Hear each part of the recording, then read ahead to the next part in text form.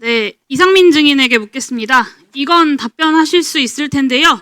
2024년 3월 28일 한덕수 총리 주재로 22대 국회의원 선거 지원 관계 장관회의가 열립니다. 당연히 선거관리지원 주무부처의 장관으로서 그 증인도 참석을 하셨죠. 선거관리의 투명성과 신뢰성을 강화하기 위해서 이런 조치들을 발표를 합니다.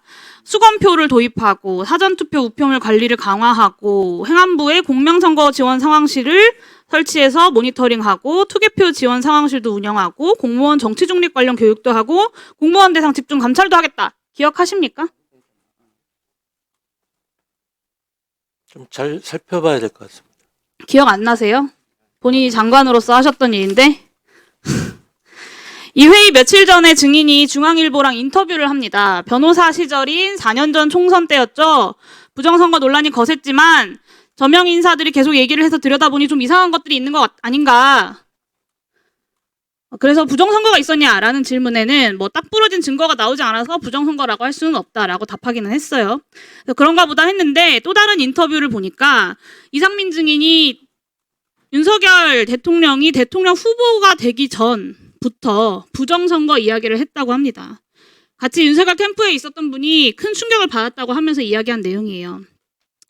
행안부는 선거 지원의 주무부서입니다. 행안부 장관 지명 받을 때 부정선거 있는지 감시 잘해야 한다라는 대통령 당부가 있었습니까?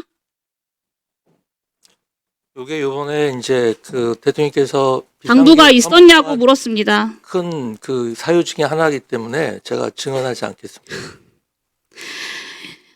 네, 이승만 정권의 3.15 부정선거 누가 했는지 아세요? 내무부가 했습니다. 당시에 최인규 내무부 장관은 그걸로 사형당했습니다. 본인이 중앙일보와 했던 인터뷰 제목이 실제 일해봤더니 선관위원장은 바지사장이라는 말에 공감했다였어요.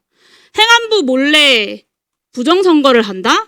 전국의 공무원을 얼마나 많이 동원해서 지원하고 감시하는데 그거를 장관인 본인이 몰랐겠습니까? 그건 말이 안 되죠. 근데 윤석열 지금까지 뭐라고 하고 있습니까? 부정선거 때문에 계엄했다고 합니다. 북한 해킹 흔적 발견 못했다고 국정원도 인정을 하니까 그 다음에는 중국이 개입되어 있다고 해요. 이 정도면 제대로 된 논리적 사고가 안 되는 상황으로 보입니다.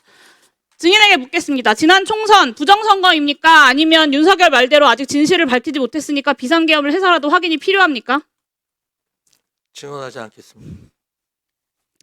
네, 다른 몇몇 분들에게도 묻겠습니다. 법무부 장관님, 지난 총선 부정선거입니까? 아니면 진실을 밝히지 못했으니까 비상계엄을 해서라도 확인이 필요합니까? 부정선거와 관련된 고발장이 들어와 있는 것들은 검찰에서 수사 중에 있는 것으로 알고 있습니다. 부정선거가 아니라고 말을 안 하시네요.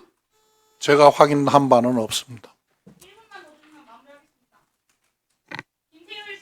네, 정해 주세요. 일본 주세요.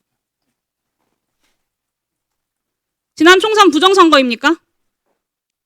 제 담당 업무가 아니라서 비상계엄을 해서라도 진실 확인이 필요합니까? 여기에 대해서는 안보실은 공식적인 의견이 없습니다. 신원식 실장님 나가셨네요. 네. 이게 윤석열 정부의 모습입니다. 모든 국무위원들과 주요 인사들이 다 부정선거론에 찌들어 있습니다. 그런 음모론에 쩔어서 비상계엄을 선포하고 이곳 국회를 침탈한 겁니다. 더 이상 할 말이 없습니다. 마치겠습니다. 네. 신원 실장은 지금 밖으로 나가신 게 아니고 잠시 쉬고 계시니까요. 필요할 때 다시 호출하겠습니다. 네, 윤건영 의원님.